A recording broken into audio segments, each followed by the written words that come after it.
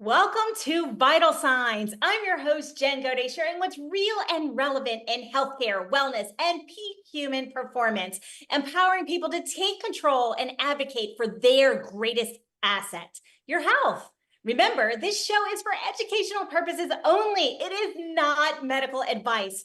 Always seek advice from your practitioners before changing anything in your healthcare routines. Let's just dive into the nitty gritty. I'm super excited to introduce our first guest today. He is an entrepreneur and co-founder of Iron Faith Nutrition, president of Psi Optimal Sports, 28 years of experience in sports at the elite collegiate professional and coaching level. We are here to welcome Bryan Fetzer. Welcome to the show. Hey, thank you so much for having me on. I'm excited to talk about a variety of topics. Yeah, absolutely. And I really want to dive into foundations. We like to talk a lot about peak human performance and how do we take that next step. And so I'm going to just ask you to shed some light on what are the key components of a really well-balanced sports nutrition plan. What do we need to be thinking about if we are parents of athletes at this stage of the game? Because the game has changed over the years. Really has. I think the bottom line is you have to eat real food.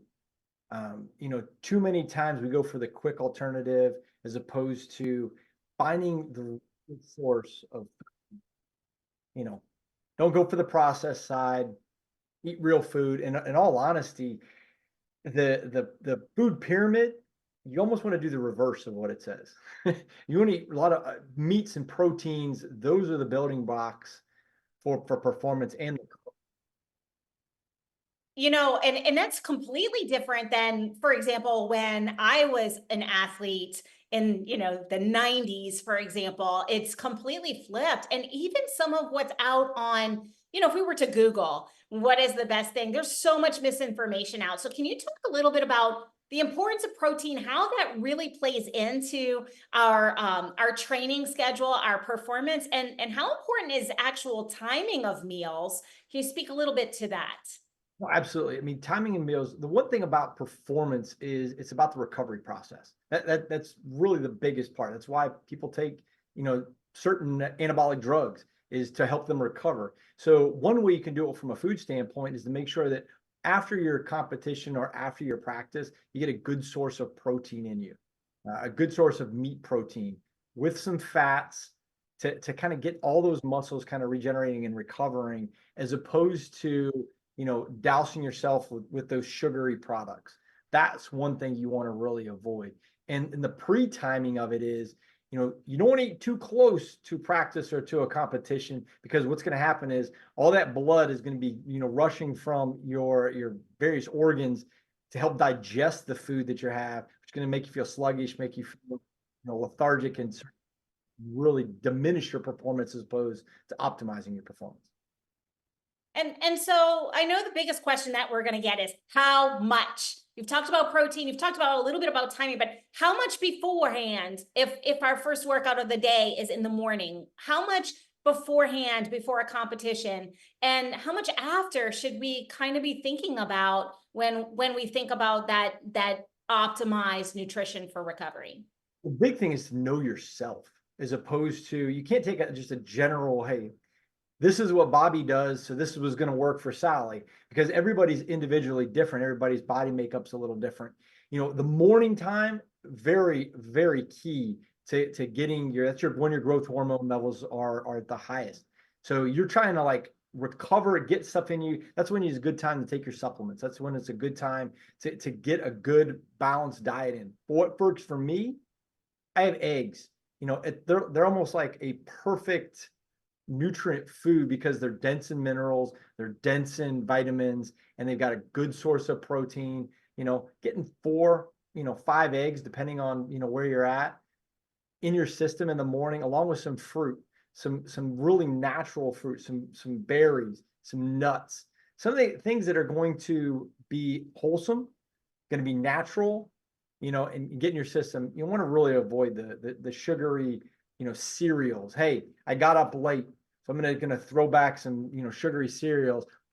Do is spike your insulin levels. It's not going to give you the energy that's going to sustain you throughout the morning. And, like I said, post workout or post competition, you got to replenish what you've just lost. Get some good carbohydrates in you, get some good protein in you so you can start building what you just broke down.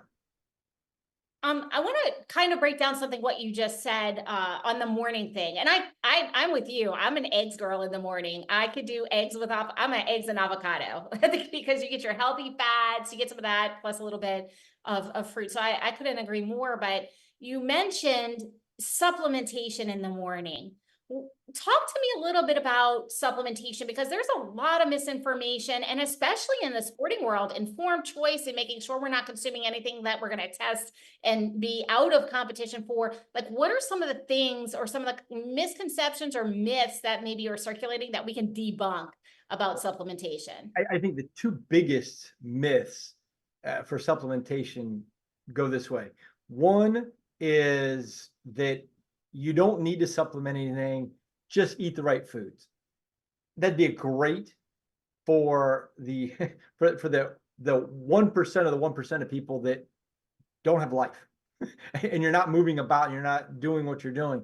The reality is that you're not going to usually get as much nutrients as you need through the foods because of what we're eating. We're eating a lot of processed foods. We're eating a lot of foods that don't really have the nutritional value in it that they should, especially as a high school or a college student. That's just the reality. So that's one myth, that you don't need to supplement. You can just get it through your foods. That would be great if that was the true case, but it's really not the case. The other one is that they're wonder drugs. That, hey, if you just take this supplement, I mean, how many times do you see it, advertised on TV or on Instagram or one of the social medias?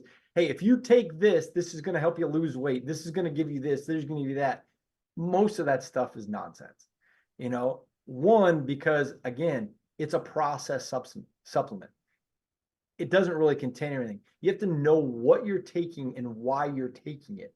The reality of it is vitamin D. I'll give you two supplements that I think are really crucial for sport. Vitamin D has been shown, throughout the way, through studies that, we don't get enough of it because, one, from wearing a lot of sunscreen, or one, not being outside.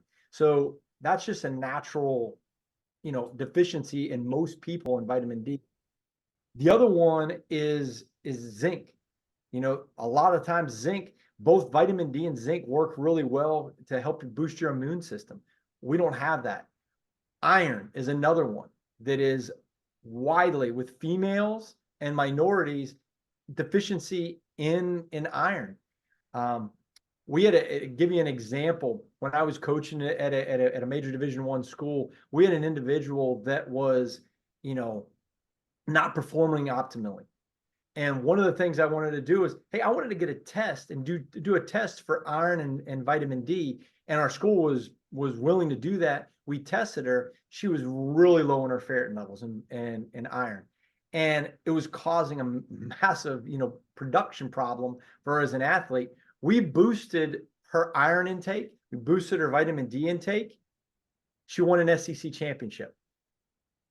And there was nothing really different from a training standpoint, but getting the proper nutrition and getting in there. And one of the things that, my wife just had an inflammation test done, going in and seeing where there might be some deficiencies and issues with the food she's eating. You can go to a bunch of different labs, get tested to find where your deficiencies are. So then you can supplement properly as opposed to just, buckshot supplementing. Yeah, and I really want to highlight that for everybody who's listening because it is so incredibly key. We don't want to just throw supplements back.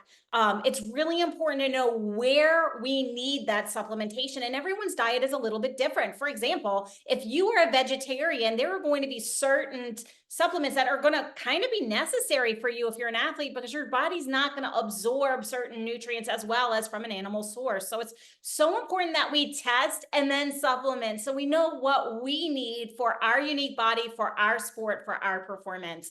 I'm so glad you brought that up. It's so incredibly important. And I want to touch on just one other thing in sports nutrition because I'm airing out of Houston. It is still summer. It is still 90 degrees and humid here. Talk to me a little bit about hydration because there's so many myths around hydration. It's such a key part of performance.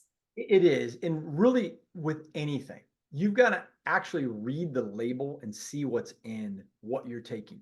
Sports drinks, so popular out there, and probably the ones that are advertised the most are probably the ones you don't want to take because they're filled with a bunch of crap. And I'm saying that very kindly because it's what it is. It's stuff that's not needed.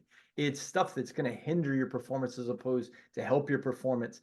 Making sure that you have your water intake is getting in your system. Something as simple as putting a little lemon juice and a little salt or diluted orange juice is a great way to get some sugars in your system that you might have lost during practice or during a workout, but at the same time, not filling yourself with a bunch of dyes and other chemicals that are put in there. But really, you got to read the label. And the cheaper it is, it's probably a good indication it's probably not that good for you. Absolutely. I couldn't agree more. We do have to take a brief break, but folks, read your labels. Put some the diluted orange juice or a little bit of fruit or lemon juice into your water so you can get those key nutrients that you're losing and depleting as you exercise in this brutal heat. But we will be back after these important messages.